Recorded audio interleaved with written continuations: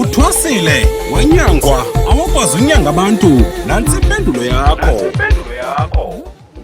Siyabingelela thina sibantwana bethonga abantwana bedlozi abantwana bokuphila esimeni sengulo yabantu abadala sinabantwana abagulayo njengoba sike sithi masizobulisa ke kunina nonke eSouth Africa phezulu komsebenzi wedlozi wethonga lengulo labantu abadala mina okhulumayo umkhuluma Nkosi wesintu kwaZulu kwaMhlabela ingane kwaNongoma phansi kothubela ombujana enyokeni kwaNongoma ngizocela ke ukuba ukuzocacisa isimo sabantu sinabantu la abahambe babe nesimo sokugula baba nengulo yabantu abadala benzelwa izinto babekelwa benzelwa amaphehlo benzelwa amagobongo benzelwa baxhelelwa amabhokwe baxhelelwa amagusha benzelwa izinto eziningi kepha isimo sezinto zabo zafumanise kuba asiphumelele esimeni sempilo abatholi uncedo lokuthi bakwazi ukuba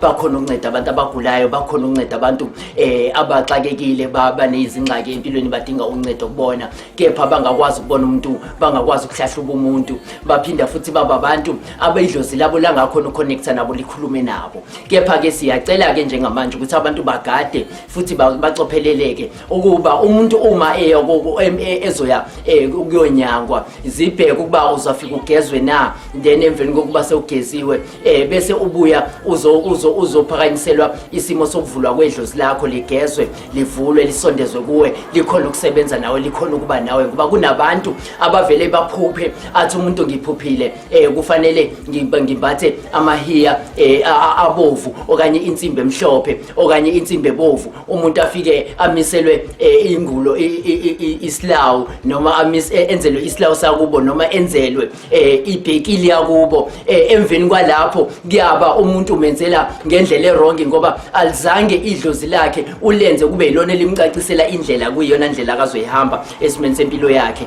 kepha abantu abaningi bashayekile uthi uyamthola umuntu athi umuntu mina ngenzelwa u1 no2 no3 nganyangwa kepha enyangeni kwami angikwazi ukubona amayeza enyangeni kwami angikwazi ukuhlahluba umuntu ogulayo enyangeni kwami akungeni bantu ekhaya idlozi aliphakanyisiwe alivuliwe abanye abantu banengxaki yokuba abanyangi bagqibeleni abantu basebegcina bekhulula insimbi beyilahla ngesimo sokuba usuke sebona ingasamsebenzeli kunalokho uvaleke emsebenzini kunalokho uphelelwa isiyona yonke into ekufanele ngabuya yenza esimeni sempilweni yakhe kepha ngesimo sokuthi thina abantwana bedlozi thina abantwana bethonga singabantu abahamba behambe befune isimo sokuphumelela uthola ukuthi umuntu ukhonjwe emanzini kepha wena gobela wakhe noma wena ke gciha lakhe uyamthatha umuse emanzini kepha lo muntu akavuliwe abakubuka uzofika kulawa amanzi kuloyamlamba akayisokona uzafika thini uzafika akhulume nabo kanjani abamkele kanjani abacele kanjani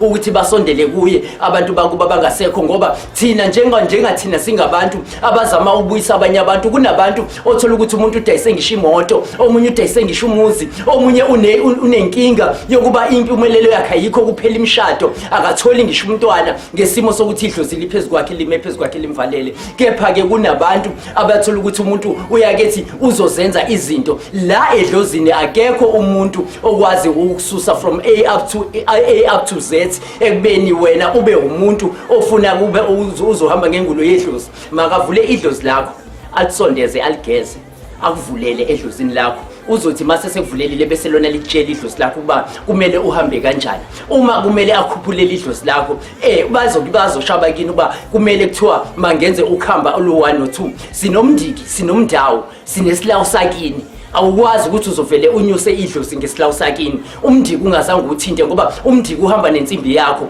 umndawo uhamba nensimbi yakho kunabantu abenzelwe zonke izinto kodwa egcineni idlozi labo lithule lithenyati kumnyama sicela wonke umuntu onenkinga yesimo sedlozi onenkinga yesimo sokulashwa kwakhe engulo yakhe athi umuntu mina ngiphathwa isimo semlenze nginamaxa asindayo nginendlebe ezivalekayo ziyahawuzelela kunezinto ezigijimayo phakathi kepha umuntu bese ethini bese umuntu yena cha ufuna ukuthi yena enziwe le isimo samagobongo. Igobongo ledlozi awulithinti ungahlanjwanga. Isimo sezinto zedlozi awathinti amachiza ahambelana nedlozi ungazange uhlanjwe, ngoba ukuhlanjwa kwakho kusuke kususa lamathunzi lawa ahamba namawenu. Kunabantu bakini abashona babengenzi kahle, kunabantu bakini abashona ababengazwani, kunabantu bakini abavalelekile empilweni zabo baze baphela esimeni sasempilweni bebalisa befisa impumelelo. Kepha wena usuqhamuka, wena usofuna ukumiselwa isilawu, usufuna ukumiselwa uguqiswe uvuma imvuma kufa yakini. Le mvuma yakini kufa yakini uzoyivuma kanjani idlozi lakho amawenu engazange agezwe? Otamkhulu bakho, okhomkhulu bakho, okhokhokazi bakho bengazange basondezwe kuwe bagezwe bakwazi ukukhonektha nawe ukuze izinto zakho izokhona ukuvuleka. Ngicela ukuba umuntu nomuntu aqale acinga ukuba mina ngisuke la kule ngulo ngahlatshelwa ngavunyisa imvuma kufa, ngaqeda ukuvunyisa imvuma kufa ngayomiselwa izinkamba, ngamiselwa izinkamba. Umiselwa khamba luni? Lelo khamba umiselwe lona kuthiwa yilo dlozi. Lelo dlozi lona yini elikunike lo khamba? Leyo mvuma kufa uyitshelwa bakini yini ukuba fanele wenzelwe imvuma kufa? Uma uwenzelwa ngeleso silawu, leso silawu leyo bhekile isilawu yabantu abadala uthi uyayenza, uyenzela bani? Funa yonke into ibe yitransfer eqhamuka kuma ancestors wakho, kube ubona abazokutransfer ukuba wena fanele uhambe ngalolu hlobo. Ungatshelwa yimi ngoba ubona mina nakho nginamachiza ngisebenza ngabantu bese uthi wena hayi ke ngizoya kwaMkhize kwaKhabazela ngithi ngiyofuna isimo soncedo lokuthi ngikwazi ukuthi izinto zami zikhona ukuvuleka. Zizovuleka ngaphandle kokuthi wena gezwa uvulelwe idlozi lakho lisondezwe kuwena, liconnecte kuwena kuze uzokwenza imiyalelo yedlozi. Ngoba sinabantu abaningi abavalelekile empilweni zabo abasafisa ukuqhubekeka. Sinabantu abathwalile ngedlozi. Umuntu akwazi ukuthi afike kuwena athi uzokwenzela imali eningi, afike kuwena athi uzokwenzela ube rich, athi uzokuvula abantu abadala abakhulume, athi wena uzokunika igubhu zisebenze kuwena, kanti izinto zakho awusazenzi ngomgomo wedlozi lakho lemvelaphi yakho lesintu sakho lesiqo sakho sakini sasekuzwaleni kwakini, ngesimo sokuba wena usujahe ukuba nemali eningi, usujahe wena ukuba namathwasa amaningi, usujahe ukuthi igcwala abantu kuwena ebaleni kuwena, kanti labo bantu bagcwele ubala nje bazisa imali zabo igcine nabancedeki. Kepha imali ofika umbizela umuntu awubiza le mali le esuke ishiwe idlozi lakho, ubiza le mali le wena yokuthi ube rich, kanti funa le abantu bayibheke ukuba uyifungine engulo yedlozi. Abantu bakithi bakhuluma bathini? Yini engiphuphayo? Yini ubatha ngiye kwabani? Yilaphi la ngizofike ngincedwe khona? Ngoba kunabantu afika athi umuntu ngizokunikeza amayeza, sicela ukuthi uvuleke, indlela zakho zikhona ukuvuleka, zikhona ucaca, bese abantu babe nengxaki